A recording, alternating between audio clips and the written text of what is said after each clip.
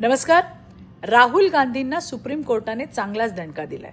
राहुल गांधींचे स्वातंत्र्यवीर सावरकर अवमान खटल्यासंदर्भात न्यायमूर्ती दीपांकर दत्ता आणि न्यायमूर्ती मनमोहन खंडपीठाने चांगले कान खेचले.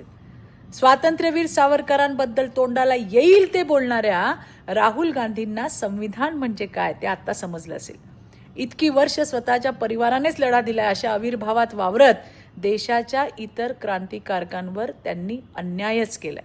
आणि हो, इतिहास नव्याने लिहिण्याची तुमची खोड जाणार नाहीच, पण जमलं तर इतिहास वाचा तरी नक्की.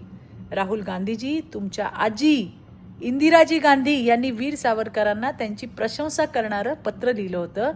हे तुमच्या ऐकिवात तरी आहे का? अहो, महात्मा गांधी जेव्हा व्हॉइस रॉयला पत्र लिहायचे तेव्हा खाली युअर फेथफुल सर्वंट असं लिहायचे.